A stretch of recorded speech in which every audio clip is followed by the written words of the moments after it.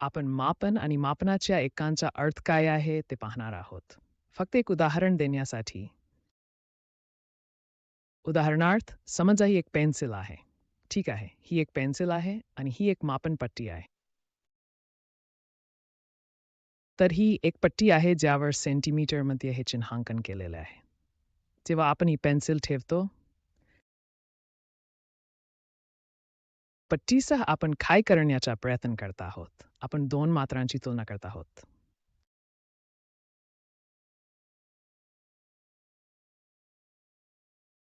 आपण ही पेन्सिल आणि ही पट्टी ठेवून त्यांची लांबी तुलना करीत आहोत. आता तुलना केल्यावर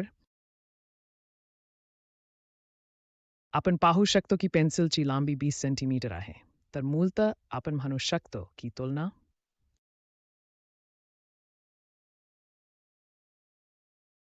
अज्ञात प्रमाणाची. या उदाहरणात आपल्याला पेन्सिलची लांबी माहीत नाही. त्यामुळे हे एक अज्ञात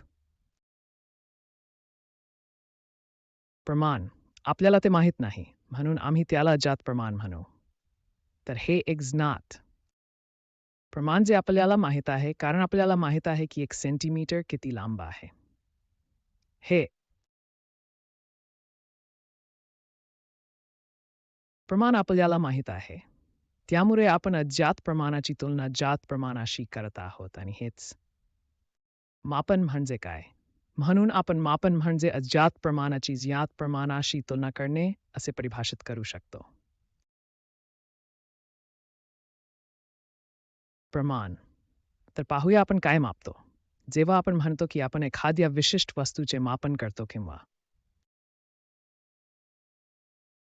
एखाद्या वस्तूचे त्याचा अर्थ काय? आपण मुख्यत्वे त्या वस्तूचा गुणधर्म मापत आहोत. त्यामुळे आपण वस्तूचे मापन करत नाही. आपण त्या वस्तूचा एखादा गुणधर्म मापत आहोत. आता तो गुणधर्म असू शकतो. लांबी, तो वजन किंवा वस्तुमान असू शकतो. तो आहे क्षमता ऐक्षक. त्यामुळे आपण मापन करत आहोत. गुणधर्म, एखाद्या वस्तूच्या वेगवेगळ्या गुणधर्मांबद्दल. आता आपण मापनाची एक पाहणार आहोत. उदाहरणार्थ, वरील उदाहरणात, जेव्हा आपण म्हणालो की एक अज्ञात प्रमाण आहे आणि एक ज्ञात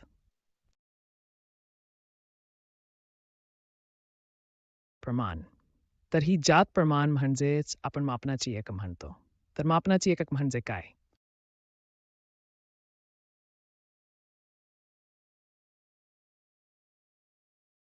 मापन, जेव्हा आपण अज्ञात प्रमाणाची तुलना ज्ञात प्रमाणाशी करतो, तेव्हा ज्ञात प्रमाणाला मापनाची एकक म्हणतात. मापन हे लक्षात ठेवण्याचा एक मार्ग. चला मापनाची एक आणि वेगवेगळ्या प्रणालींबद्दल बोलूया.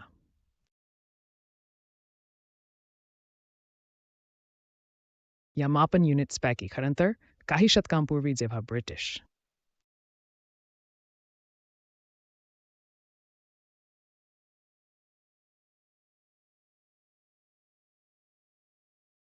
साम्राज्य अनेक देशांवर राज्य करत होते. त्यामुळे आपल्याकडे ब्रिटिश प्रणाली होती, कारण ब्रिटिश प्रणाली प्रमुख होती. ती अनेक देशांमध्ये वापरली जात होती. त्या ब्रिटिश प्रणालीमध्ये, उदाहरणार्थ, जर आपण लांबीची मापदंड पाहिले तर युनिट्स म्हणजे इंच, फूट, यार्ड आणि मैल आहेत.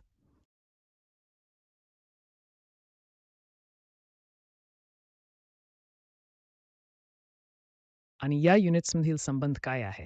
जर तुम्ही हे पाहिले तर मैल आणि यार्डमधील संबंध इथेंटा प्लुशिव आहे. यार्ड आणि फूट यांच्यातील संबंध सण आहे. यात फूट आणि इंच यांच्यातील संबंध सौर आहे.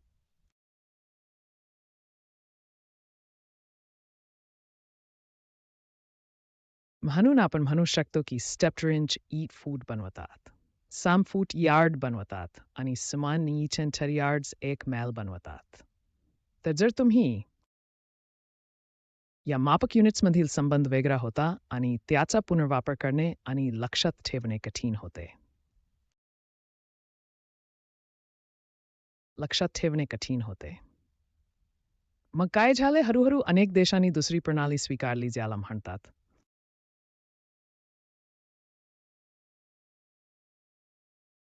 मेट्रिक प्रणाली किंवा आंतरराष्ट्रीय प्रणाली. याला SI प्रणाली देखील म्हणतात. सिस्टम इंटरनॅशनल, तर ते एक फ्रेंच शब्द आहे. तर हे सर्व शब्द एकाच अर्थाचे आहेत. मेट्रिक प्रणाली, आंतरराष्ट्रीय प्रणाली किंवा SI प्रणाली. ही मेट्रिक प्रणाली संख्या प्रणालीवर आधारित होती. ती संख्या प्रणाली सारखी होती.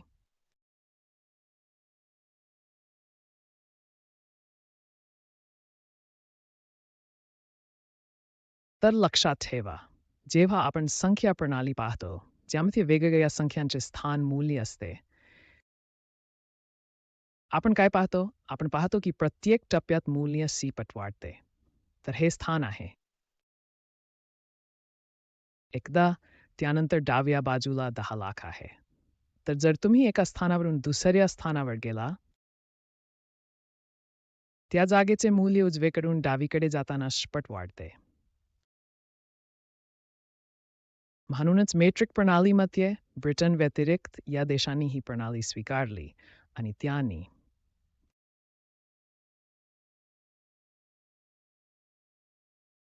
मोजमापाच्या एकांची अशीच एक प्रणाली तयार केली. उदाहरणार्थ, लांबीच्या बाबतीत जर तुम्ही पाहिलात, मिलीमीटर ते सेंटीमीटर ते डेसिमीटर ते मीटर या प्रणालीतील प्रत्येक टप्पाही ने गुणाकार केला जातो. प्रत्येक प्रणालीमध्ये प्रत्येक टप्प्यात उजवीकडून डावीकडे जाताना ने गुणाकार करता. तर याला बेस शेअर सिस्टम म्हणतात. जसे संख्या प्रणालीमध्ये स्थान मूल्य असते किंवा स्थान नाव जर तुम्हाला आठवत असेल, तर ते देखील बेस शेअर सिस्टम आहे आणि हा मेट्रिक सिस्टम देखील या प्रणालीचा अवलंब करतो.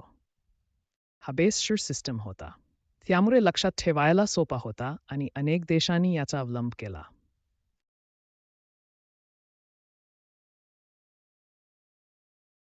चला मेट्रिक सिस्टम बद्दल अधिक पाहूया. या प्रणालीमध्ये प्रत्येक गुणधर्मासाठी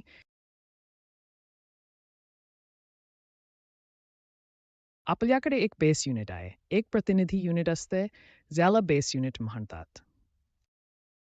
आणि त्यानंतर आपण उपसर्ग वापरतो. मूलभूत एकांशिवाय गुणाकार दाखवण्यासाठी उपसर्ग वापरतो. मूलभूत एकाचे भाग आणि अपूर्णांक, चला हा तक्ता पाहूया आणि तुम्ही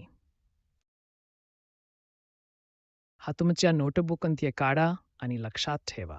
पहिल्या स्तंभावर लांबी सारख्या विविध गुणधर्म आहेत. वजन आणि आयतन. मग मूलभूत एकक असतो. त्यामुळे तुम्ही मध्यभागी एक स्तंभ काढा आणि मूलभूत एकक लिहितो. उदाहरणार्थ, लांबीसाठी मूलभूत एकक म्हणजे मीटर. ठीक आहे. वजनासाठी मूलभूत एकक म्हणजे ग्रॅम आहे. व्हॉल्यूमसाठी वेगळा एकक आहे. त्यामुळे मेट्रिक सिस्टीममध्ये या 3 मूलभूत एकांचा उपयोग होतो. मेट्रिक सिस्टीममधील या गुणधर्मांसाठी त्यानंतर आपण उपसर्ग जोडतो. त्यामुळे मूळ एकाच्या उजव्या बाजूला आपल्याकडे 3 उपसर्ग आहेत: मिली, सेंटी, डेसी. पुन्हा डाव्या बाजूला आपल्याकडे आणखी 3 उपसर्ग आहेत: उपसर्ग, डेका, हेक्टो, किलो. त्यामुळे आपण फक्त संक्षेप वापरणार आहोत. त्यामुळे मिलीसाठी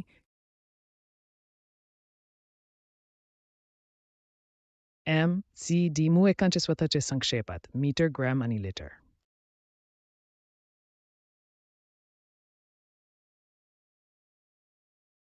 डेकासाठी आपण DA वापरतो. डिसाइडच्या D पासून वेगळं करण्यासाठी हेक्टोसाठी H, अणूसाठी K वापरतो.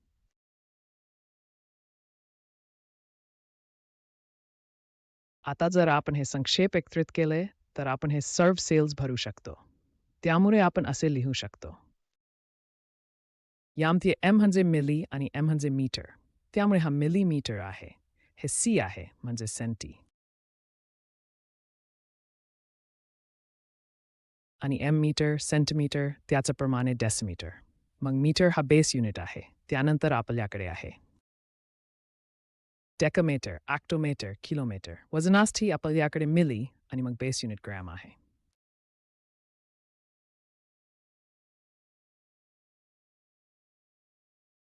Centigram, decagram, hectogram, kilogram.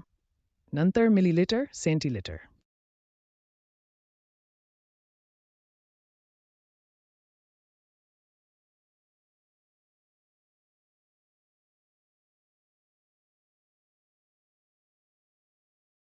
Deca deca deca deca deca आणि किलोलिटर. म्हणून हा चार्ट तुम्हाला भरायचा आहे आणि तुम्हाला पहा.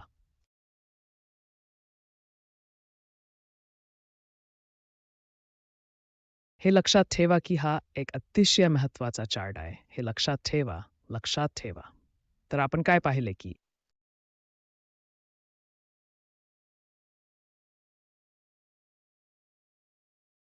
मीट्रिक प्रणालीत सर्वात लहान मूल्य अगदी उजव्या कडेला असते मिली. नंतर जेव्हा आपण पुढे जातो तेव्हा डावीकडे मूल्य वाढते आणि प्रत्येक टप्प्यावर ते सपाट वाढते जसे आपण पाहिले आहे. संख्या प्रणाली. जर आपण इथून इथे गेलो तर एक शीपट मोठा होतो. पुन्हा डावीकडे आहे